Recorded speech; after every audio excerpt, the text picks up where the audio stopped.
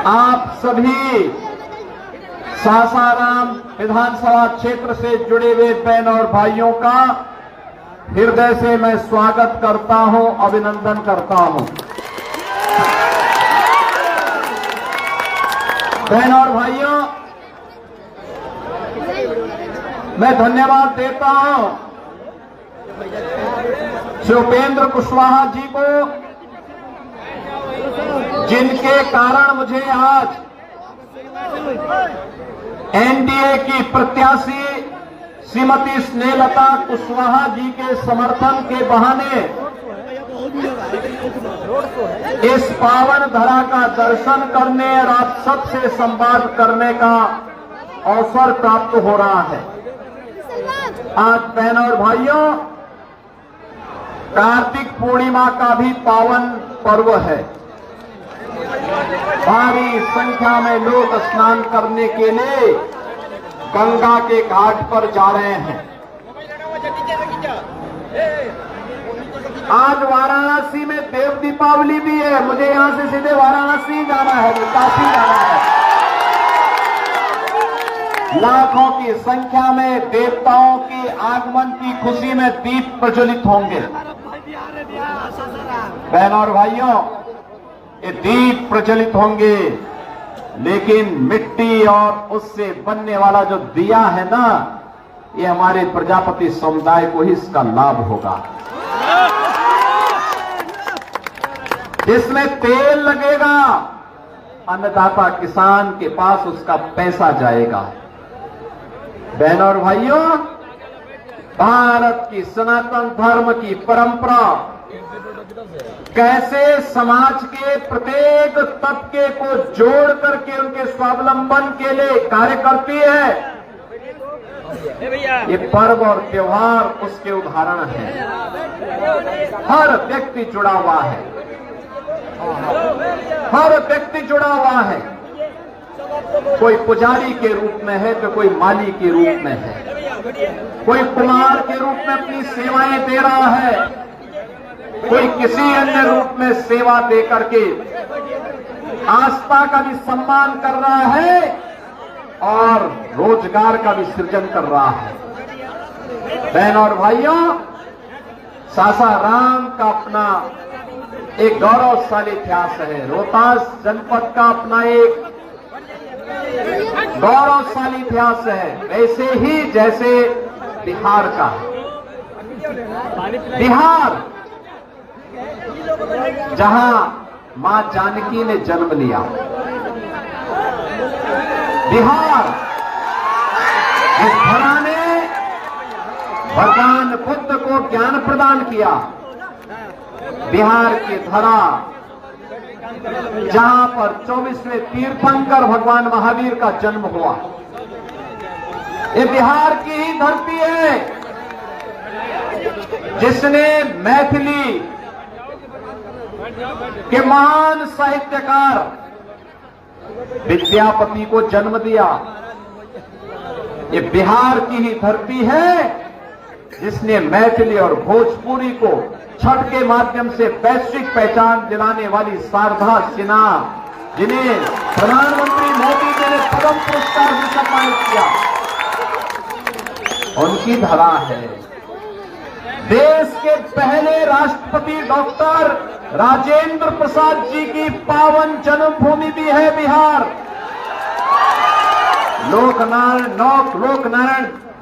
लोकनायक जयप्रकाश नारायण जी और जननायक कर्पूरी ठाकुर, जिन्हें प्रधानमंत्री जी ने गत वर्ष ही भारत रत्न देकर के उनकी सेवाओं को सम्मानित किया है। ऐसी पावन धरा को कोटि कोटि नमन करते हुए मैं आप सभी का अभिनंदन करता हूं। एक गौरवशाली परंपरा के वारिस हैं आप,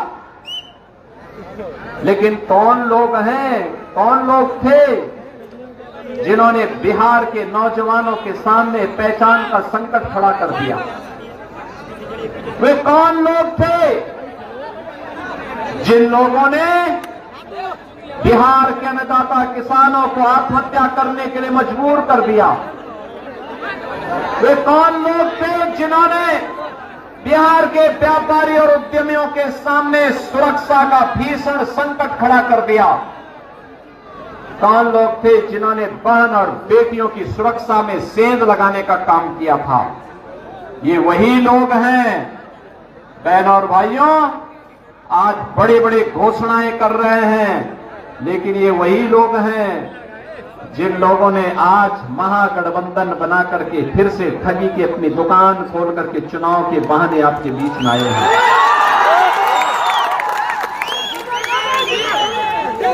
इनको फिर से आने नहीं देना है, आने नहीं देना है। बहनों और भाइयों, मैं आप सबसे इस बारे में स्पष्ट कर देना चाहता हूं, आपने पिछले 20 वर्ष में नीतीश बाबू के नेतृत्व में बिहार को आगे बढ़ते हुए सुशासन की नींव को सुदृढ़ होते हुए देखा है। आज बिहार में क्या नहीं है? रोड की कनेक्टिविटी है, रेल की कनेक्टिविटी है, मेट्रो का संचालन प्रारंभ हो गया है, एयर कनेक्टिविटी है और वाटरवे, इनलैंड वाटरवे, जल मार्ग की भी कनेक्टिविटी अब बिहार होते हुए उत्तर प्रदेश में काशी और प्रयागराज तक होने जा रही है।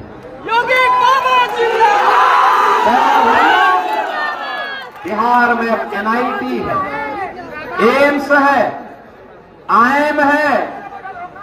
बिहार में अब इंजीनियरिंग कॉलेजेस की एक लंबी श्रृंखला है और मेडिकल कॉलेजेस का भी निर्माण हो रहा है। बहनों और भाइयों, आज बिहार में बस सब कुछ है।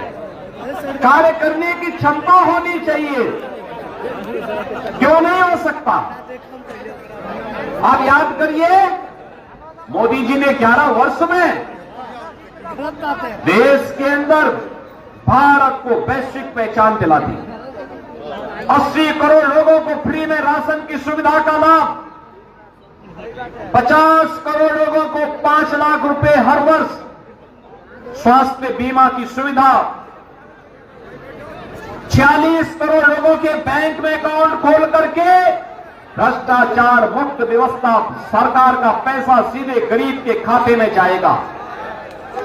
12 करोड़ गरीबों के घर में उज्ज्वला योजना का सिलेंडर, 12 करोड़ गरीबों को शौचालय की सुविधा, 4 करोड़ गरीबों को प्रधानमंत्री आवास की योजना और 3 करोड़ लोगों को फ्री में बिजली के कनेक्शन।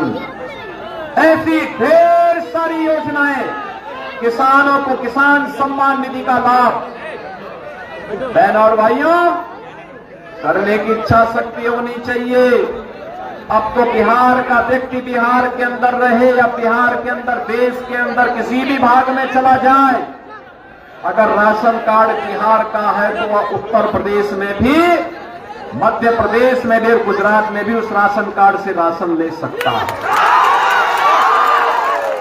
आपके पास आयुष्मान का कार्ड है, उस आयुष्मान कार्ड से आप बिहार में भी और उत्तर प्रदेश में भी स्वास्थ्य की सुविधा का लाभ ले सकते हैं, कोई रोक टोक नहीं है। मोदी जी ने गरीब कल्याणकारी योजनाओं को भी आगे बढ़ाने का काम किया है और विरासत का सम्मान। आप सोचो ना, ये कांग्रेस या आरजेडी के लोग, इनका पार्टनर यूपी में समाजवादी पार्टी क्या करती थी? क्या करते थे लोग? कांग्रेस कहती थी कि राम हुए ही नहीं, आरजेडी ने राम मंदिर के रथ को रोक दिया था और समाजवादी पार्टी ने राम भक्तों पर गोली चला करके अयोध्या को लौलुहान किया था। हम तब भी बोलते थे, रामलला हम आएंगे, मंदिर वहीं बनाएंगे, लाठी गोली खाएंगे, मंदिर वहीं बनाएंगे। और डबल इंजन की सरकार एनडीए की यूपी में आई, राम मंदिर बनने से किसी ने रोक दिया क्या? कोई रोक पाया क्या? अयोध्या में राम मंदिर बन गया और सीतामढ़ी में मां जानकी का मंदिर भी बन गया। अब अयोध्या को सीतामढ़ी से जोड़ने के लिए, अयोध्या को सीतामढ़ी से जोड़ने के लिए अब एक कॉरिडोर बन रहा है। 6155 करोड़ रुपए मोदी जी ने वो भी दे दिए, काम प्रारंभ हो गया। काशी में काशी विश्वनाथ धाम, कोई सोचता था उस संकरी गली में कुछ हो पाएगा? करने की इच्छा शक्ति होनी चाहिए, क्यों नहीं हो सकता? और बहन और भाइयों, यही कहने के लिए आज हम लोग आए हैं, यही कहने के लिए आए हैं। हमें दुख था, यहां पर साल भर पहले यहां की एक बेटी जो वाराणसी में परीक्षा की तैयारी के लिए कोचिंग करने के लिए गई थी, उसके साथ एक दुखद घटना घटित हुई। हम उसकी जांच कर रहे हैं, एसआईटी गठित करेंगे और कोई दोषी होगा बेटी का सम्मान होगा, हर बेटी को सुरक्षा मिलेगी और जो भी बेटी की सुरक्षा में सेंध लगाएगा उसका यमराज के घर के लिए टिकट कटेगा। बहनों और भाइयों, आज सुबह में यहां आने के पहले आज तो मुझे उपेंद्र कुशवाहा जी का स्नेह खींच के लेके आ गया, क्योंकि आज कार्तिक पूर्णिमा था तो मुझे था कि मैं लखनऊ में रहूंगा, लेकिन उनका फोन आया कि आना ही है। मैंने कहा मैं जरूर आऊंगा। और प्रातःकालीन सत्र में बहनों और भाइयों, प्रातःकालीन सत्र में मैंने लखनऊ में एक आयोजन किया था। कैसे ही जनता आई थी। एक माफिया जो बिहार को भी त्रस्त किया हुआ था, पूरा वाराणसी, गाजीपुर, आजमगढ़ और लखनऊ तक जिसका आतंक फैलता था, आरजेडी और सपा का वह शागिर्द था, उसने लखनऊ में डीजीपी आवास के सामने बड़ा महल नुमा आवास बना करके सरकारी जमीन और गरीबों की जमीन पर कब्जा किया था। जब डबल इंजन की हमारी सरकार यूपी के अंदर बनी, मैंने पूछा भाई ये किसने सरकारी जमीन पे कब्जा किया? लोग उस माफिया का नाम लेने से भी डरते थे। मैंने कहा चिंता मत करो। और बहनों और भाइयों, हमने जमीन कब्जा मुक्त कराई, उसकी हवेली को धराशायी करवाया और फिर वहां पर गरीबों के आवास बनाए और आज उन गरीबों को आवास उपलब्ध करवाने का काम मैंने प्रातःकालीन सत्र में किया। सभी को आवास। बहनों और भाइयों, ये केवल एनडीए कर सकती है। बिहार के अंदर 1990 से 2005 के बीच आरजेडी ने कैसा जंगल राज लाया था। आज जो मैं गरीब कल्याणकारी योजनाओं की बात कर रहा हूं कि एनडीए की डबल इंजन की सरकार बिहार का भी विकास कर रही है और देश का उत्थान करते हुए भारत को वैश्विक महाशक्ति के रूप में स्थापित कर रही है। ये तब संभव हो पा रहा है जब मोदी जी का नेतृत्व है, बिहार में नीतीश बाबू का नेतृत्व है, 5 पांडवों के रूप में बिहार के अंदर एनडीए की लड़ाई को आगे बढ़ाने के लिए मोदी जी के नेतृत्व में, नीतीश बाबू के नेतृत्व में, उपेंद्र कुशवाहा जी के नेतृत्व में, जीतन राम मांझी जी के नेतृत्व में और रामविलास पासवान जी के सुपुत्र उनके नेतृत्व में आज ये 5 पांडवों का मजबूत गठबंधन एनडीए के रूप में एक संकल्पित होकर के आगे बढ़ा है कि बिहार में फिर से जंगल राज नहीं आने देना है और जंगल राज के खिलाफ सुशासन की सुदृढ़ नींव पर एक मजबूत बिहार और समृद्ध बिहार के निर्माण की दिशा में आगे बढ़ना है। बहनों और भाइयों, याद करिए, यही बिहार है चंद्रगुप्त मौर्य जैसे महान सम्राट के नेतृत्व में भारत के स्वर्ण युग को लेके आया था। चंद्रगुप्त मौर्य और चाणक्य की जोड़ी भारत को विकसित भारत के रूप में स्थापित करने में, स्वर्ण युग के स्वर्णिम बिहार के रूप में स्थापित करने की दिशा में आगे बढ़ाया था। और फिर से एनडीए का ये गठबंधन स्वर्णिम बिहार के लिए आप सबका समर्थन मांगने के लिए आई है। और इसीलिए आपसे अपील करने के लिए मैं भी आया हूं कि बहनों और भाइयों, हम तो बिहार के पड़ोसी हैं। उत्तर प्रदेश और बिहार तो एक साझी विरासत को लेकर के आगे बढ़ता है। जैसे श्री राम और मां जानकी का अटूट संबंध है, पवित्र संबंध है, यूपी और बिहार का संबंध इसी प्रकार की पवित्रता के साथ जुड़ा है। इसी प्रकार की पवित्रता के साथ जुड़ा हुआ है।